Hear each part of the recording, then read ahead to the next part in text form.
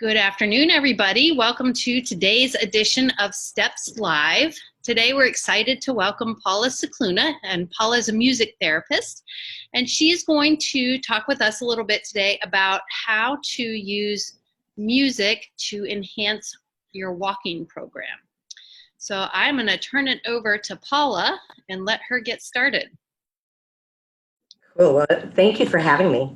It's very fun to be here and share something that I'm very excited about, which is always using music intentionally. I think we use music a lot in our day, but I think when we think about using it more intentionally, then we can get a lot bigger bang for our buck.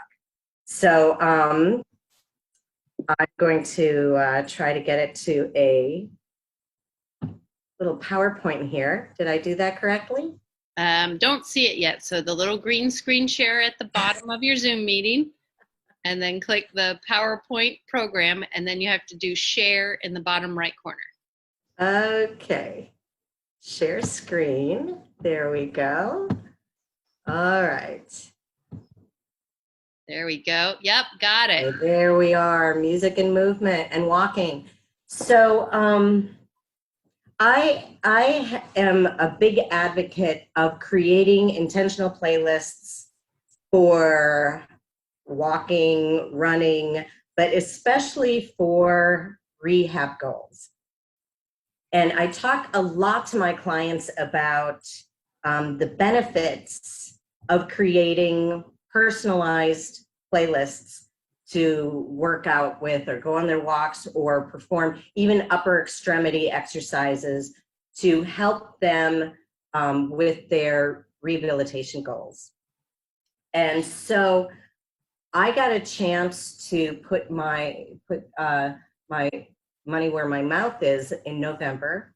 As you know, I had a little bit of a climbing accident. And by climbing, you mean climbing the stairs? Yes, climbing down the stairs, and fell and totally blew out my knee. I mean, totally blew out my knee. So it gave me a chance to create a playlist and see if I as strongly believe in it as I did before. And I will tell you, I believe in it even more strongly because it has helped me a lot. And so, especially now with COVID and having to go out and maybe do walking instead of going to a gym, hopefully this will be really helpful and impactful for people to use in their daily life. So, music and movement. All right. Okay, so music therapy. So a little backtrack here. When I first started music therapy a couple of years ago, it was very social science oriented. It was very much about engaging and social skills, and all of the research, most of the research was very narrative. It was very qualitative. And then in about the 1990s, early 2000s, a big push came for music therapy to become more of a neuroscience with the brain mapping. And so what people very excitedly discovered is that music is not just fun, it's not just a luxury, that it really does engage our brain and all of our brain, which is what makes music so phenomenal, is because it's one of the only things that engages globally the brain. And so what they found is that there is a distinct connection between the auditory system and the motor system. And we call this entrainment. And all of us have experienced entrainment without maybe understanding what it is. And so if you have ever found yourself tapping your toe to a song, doesn't even need to be a song you like, but all of a sudden you're like, oh, look at that, I'm tapping my toe. That's entrainment. If you ever find yourself in a store walking to the beat of the music they have playing in the store, that's entrainment. If you ever find yourself in your car tapping your fingers along to the click of the blinker, that's entrainment. It happens automatically. It happens at a subcortical all the way back to a brainstem level. So it requires no cognition. which makes it so invaluable as a tool when it comes to rehabilitation, especially for things like traumatic brain injuries or even intellectual and developmental disabilities. So the bulk of the research for music and movement has been with stroke rehabilitation and Parkinson's and cerebral palsy. But they're seeing more and more that it's advantageous and beneficial for autism and Huntington's. So what is happening is that a lot of times the inner timing system is not working quite right. And so when you add an external rhythm cue, it primes the motor system in a way that maybe the internal timing mechanism is not able to do. And so once the auditory system hears this external cue, it reverberates onto the motor system and it primes and it cues movement. So a very simple example is sometimes we count ourselves in for things like 1, 2, ready, go. What we're really doing is priming the movement, the motor cortex. You're getting that motor cortex ready to go. So rhythm also organizes and plans the movement trajectory between the beats. You always think that it's the beat that matters, but it's what's happening in between the beats. That's where the movement happens. On the beat, your foot is on the floor on the beat, not doing anything. But when you're walking, the movement trajectory is happening between the beats. And so what the beats do is they create a nice little boundaries to help plan that movement so that it lifts and stops and lifts and stops. So it's really between the beats where the movement is happening. And what the rhythm does is it organizes that. So it also organizes the neuronal firing, which results in more efficient and organized motor responses. So I have heard the analogy of rhythm is like a conductor. So if you've ever gone to the symphony and everybody is tuning and it's very, noisy and it's just a cacophony, that's kind of what's going on when the neurons aren't firing quite right. But then the conductor steps up, or the rhythm, and he gets everybody on the same path, and that's exactly really what's happening with the firing of all the neurons. So it's organizing the central nervous system, it's organizing the movement, and all of a sudden our muscles are able to work more efficiently. Everything is working together. So it makes the workouts much more easy. So the benefits. It's way better listening to somebody singing a song that you like than me yapping at you. Move this way, take a step. Well, and the other thing is that we've heard that, classical music is the key, right? It's actually not. The best music to use is the music that you like, go figure, right? So rhythm and music is highly researched. Do any Google search on music and rhythm and you'll be astounded at what you see to perform functional change in motor therapy. As I said before, it promotes muscle efficiency because it's organizing everything.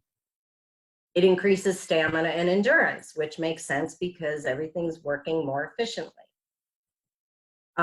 It improves walking speed, gait symmetry. This is the big one. Gait symmetry, without even knowing it, all of a sudden you're walking more symmetrical. And it also improves stride. We're not going to be getting into stride at all with this because that's just going further than we need to. But as far as gait symmetry, more fascinating YouTube videos to pull up if this interests you is Parkinson's disease and rhythm. And what you see is the instantaneous result that playing music has on gait symmetry. So with Parkinson's, you see somebody walking with kind of the stereotypical shuffle gait. Mm-hmm. You employ the rhythm or the music, and it could be just as easy as a metronome, but that's not as motivating. All of a sudden, literally within 3 or 4 beats, instantaneously, that person who's challenged with Parkinson's disease starts walking at a more functional gait. Mm-hmm. Yep. So it's amazing. Obviously, it's more motivational. That's maybe the biggest one, right? And for me, and this is the one, with me trying all of this out with my own rehab goals, it's a great way to track your progress. So when I first got off crutches and was trying desperately to walk, I was able to do so at about 60 beats per minute, and that was a struggle. And then when I got to 80, I was, it's just a nice linear way to be able to track your progress. Like, oh, wow, now 80 is pretty easy. I can bump it up now. And so it's, which I think adds to the motivation when you are able to see progress. Do people who, you're describing how you used it in your own rehabilitation as someone who does not have neurologic involvement. Obviously, a lot of our clients at Steps for Recovery have neurologic involvement, but we have a subset of clients that are not neurologically involved, and certainly caregivers and family members of our clients. Is this ever used as a way for fitness? So somebody who's doing like a couch to 5K sort of thing, do you ever use the beats per minute as a way of kind of speeding up, or even creating a playlist that programs in, okay, for this amount of time I'm going to walk, and then the music gets faster, now I'm going to run, and then I'm going to walk again to a slower song? Does anybody ever do that sort of thing, or is that? No, absolutely. Absolutely. So I had a playlist for running because I'm much more that couch person you just mentioned. And so seriously, that playlist is the only thing that would get me out. And that's an excellent way. You can really go crazy with this. Yeah. By finding songs that match your walking speed and then your running speed, or creating a playlist where the first song is a little bit slower and each song gets a little bit faster and faster, and then brings it back down.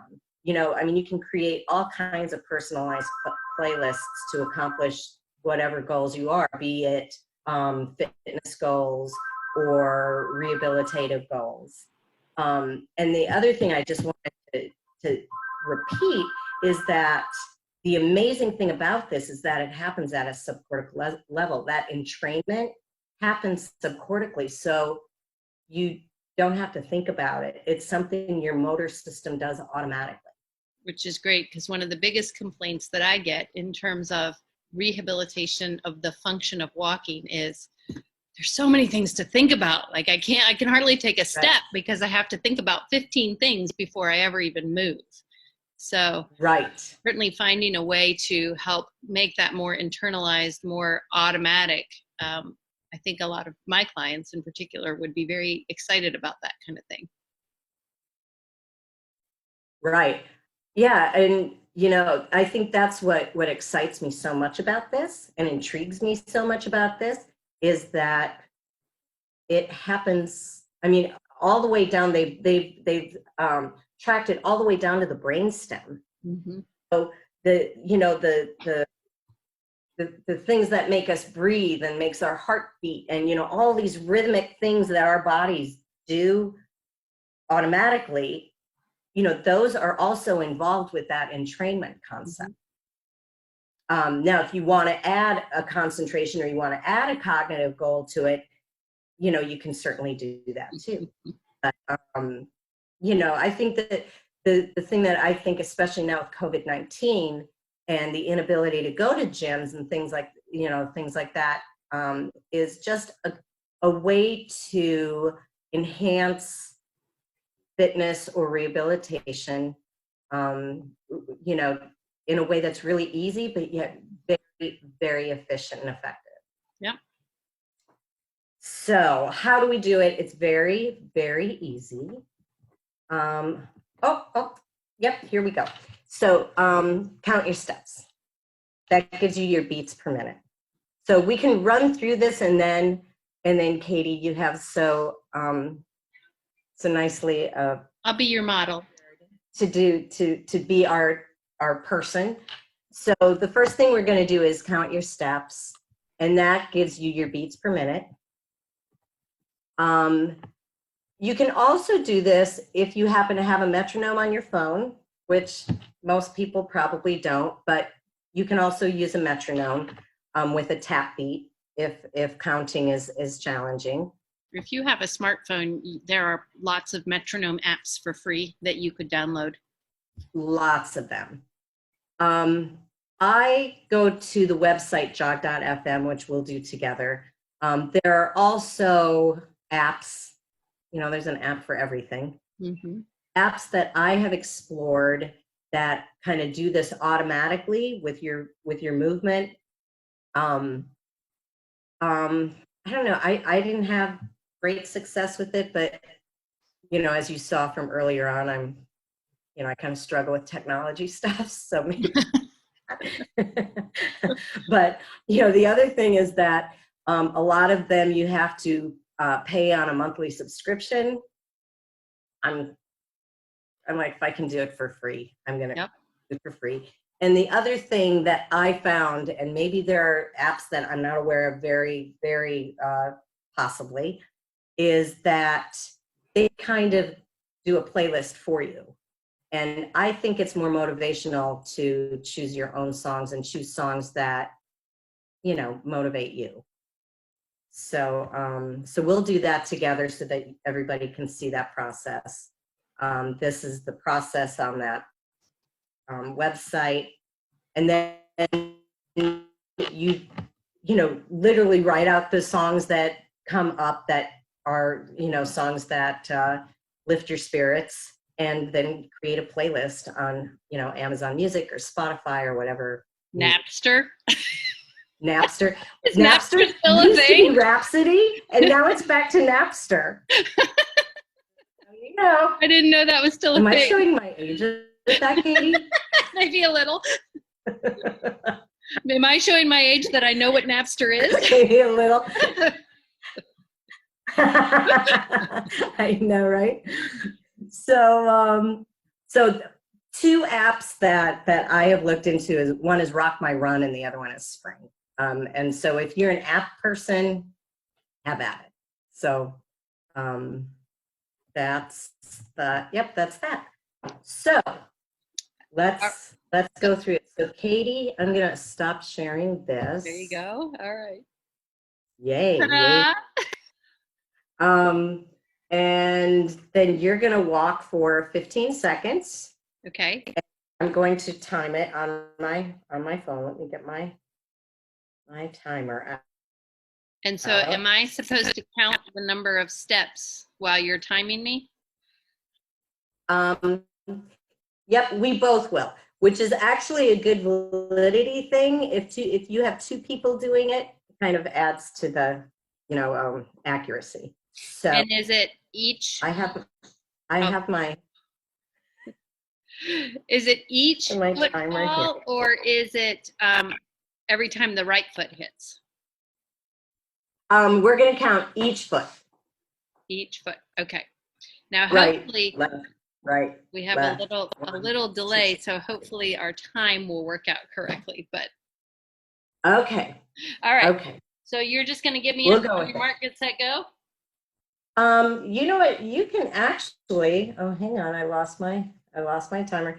You can actually just start, and then I'll say start. I mean, you can start walking, and then when I say start, we'll start counting.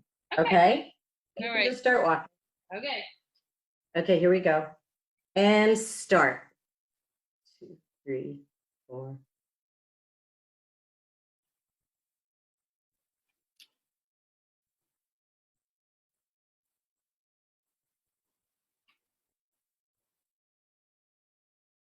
And stop. All right, I got 29. Okay, that's pretty close. Okay, so we'll go with 29, and because it's 15 seconds, we'll times that by 4, which is Got a calculator on that phone too. 126 or Yeah. 116. Is that 116? 20, so 30 times 4 would be 120, 116. 20. Okay.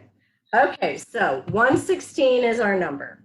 Now, if you want to verify it, you could use, again, a metronome and just see if that does match up before we do the whole playlist, which I have found to be helpful. So we could or could not, your choice. Oh, that's fine. Do you have a metronome on your phone? I do. Okay, that's good. I have one on mine, but of course I don't have my phone with me right now. So Okay. do I start walking and then you start playing and see if they match, or do I walk to the beat and see if it feels comfortable? Yeah, walk to the beat. I'll turn it on. Here's my app, and see if it feels like the right tempo.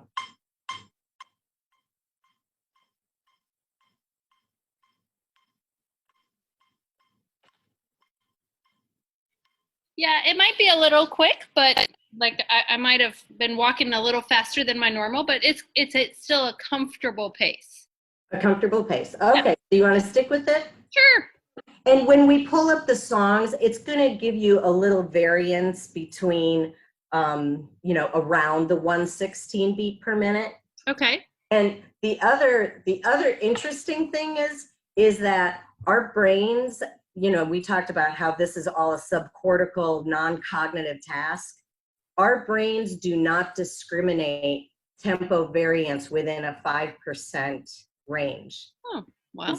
So it shouldn't throw, if it's not exact, it shouldn't throw it completely. Okay. Okay. All right. So we have 116. Now we're going to go to the website jog.fm.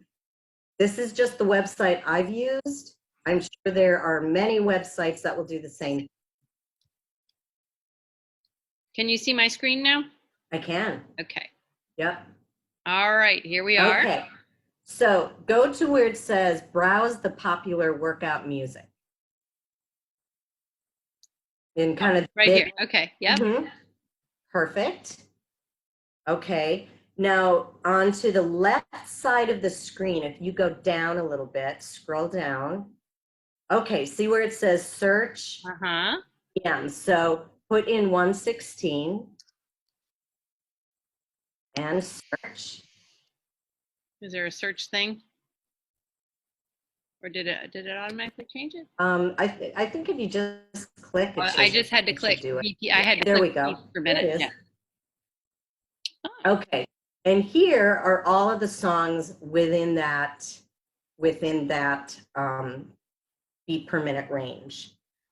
There are a ton of songs, so you can see where it says narrow by genre, right Yep. there above the search bar. You can narrow it by genre if you're classic rock or hip hop or Bluegrass. Wow, there are a ton of genres to pick from. There really are. Yes, there are. That's cool. Well, I don't think we'll go with that. A lot of them I have no idea what they are. What, college rock. I don't know. I don't know. All right. Well, we'll leave it at I can pick from anything, because I shan't be limited, Paula. No. I know you have an eclectic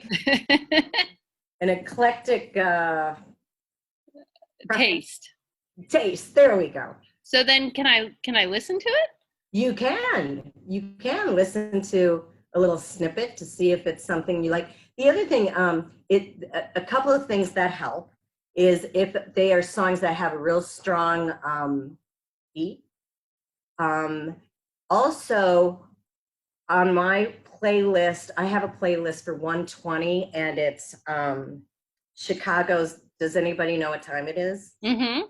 The little section in there that's really not very rhythmic, and there's where the cognitive piece comes in. I have to concentrate really hard to keep it going. And keeps coming back. So, some songs start off a little slower. Mm-hmm. So ideally finding songs that are, have a really strong rhythmic base to it throughout, that's consistent throughout the whole song. So you don't get the songs on this website. You Correct. would figure out what songs you were looking for, but then you'd have to go to either your own music collection or one of these other sites to actually collect the song. Right. So I use Amazon Music. No, I don't use that Napster. I use Amazon Music. So yeah, I just make a list of songs that, you know, I like from the list. And then I go to, you know, Amazon Music and just create a playlist from those songs. Yeah, and it's right here. So Listen with Music Unlimited. Is that a separate subscription than like an Amazon Prime would be? Yes. So Music Unlimited is the paid version of Amazon Music. Gotcha. So you have the Amazon Music that's free, and then you know, more of the newer songs are, you have to have the monthly subscription with, which I think is $10. It's not, you know, anything extravagant. Well, I mean, even to make a playlist, then it would be worth it just to get the subscription, because if they're $1.30 each. Right, absolutely, absolutely, yes. Okay, cool. Right, And so then you you create pull a it playlist. into, yeah. And I'll pull up my Amazon. Let's see, where is it? My Amazon Music. Do you want me to go back to your screen? Well, oh, I can kind of. Oh, there you go. Does that work? Yep, here. But let me stop this so that you're big. Okay. Again. All right. So for example, my playlist for my rehab exercises, I have at 120. Because a lot of times exercises, they say, you know, do this and then hold it for 5 seconds. So 120 is just, so there's my playlist. It's gonna play 1, 2, 3, 4, 5. There's the 5 seconds. So it, you know, it makes holding, you know, if you have to hold something for an extended period of time, it makes it easier for that too. He has no respect for our steps live. He just walked through all of them. Wow. Okay, well, that's very cool. And I think I'm definitely interested and want to read a little bit more about music and and that concept of entrainment and helping to create things that are a little bit more automatic and more symmetrical. If you have any articles that you particularly like or think our audience would be interested in, if you just send them to me when we post this video to, when we, you know, it'll be on Facebook, but then we take the video and we put it on our website, and then we'll often put resources with it. And so if there are articles or links to articles, we can post them with the resources along with the link to this jog.fm website and things like that, to help people to access this process as easily as possible and understand as much about this topic as they would like to. So we will create a little resource list for making your own music playlist. And I know that there are a lot of other uses for music therapy too, in terms of stroke recovery. I know that over at TAP, they have a whole music program. You were very involved in the Taptastics for a long time. And so using music to stimulate the use of language and which is another amazing. So folks with aphasia, aphasia is a loss of the ability to communicate due to damage on the left side of the brain, often due to a traumatic brain injury or a stroke, and it results in making communication very, very challenging. Now, I think it's miraculous thing about music is that singing is processed more on the right side, so people that cannot speak are able to sing and sing very fluidly. And eventually what happens is the right side starts reprogramming that damaged left side so singing can be used to help clients learn how to speak again. YouTube videos that are astonishing with that is Gabby Giffords is a Oh, great. yeah. She learned how to speak again through the use of music, as did Bob Woodward, who brain injury. He used music therapy, was very instrumental, instrumental in his therapy. And so the use of music with aphasia is another amazing use of music. Well, this is a really very fascinating topic, and I was a music major, a music therapy major actually, for a semester or two in college before I switched over to the more science-based major that allowed me to get all my prerequisites for PT school. But right. But I'm totally fascinated by the use of music in all aspects of rehabilitation, and I'm really excited to embark on trying out some of these playlists with my clients. And it becomes also a very interdisciplinary sort of thing where if somebody needs help setting up their playlist, it's a very functional, cognitive, and occupation-based activity that we could work on across the continuum of our care with a very functional outcome. So this has been really fascinating for me. Good, and I'm excited that you were able to join us as part of our Steps Live presentations. Well, I appreciate it. Yeah, so we will get, when we get this posted to the website, we'll include some additional resources if you want some more information. And if you have questions, feel free to, post them to the Facebook page, reach out to me. I can connect you with Paula, and we will be happy to share and enlighten and educate all the way around. So thank you so much for joining us today, Paula. My pleasure. Thank you for having me. All right. Everybody out there in Facebook land, take care, stay safe, wash your hands, and we'll see you all soon.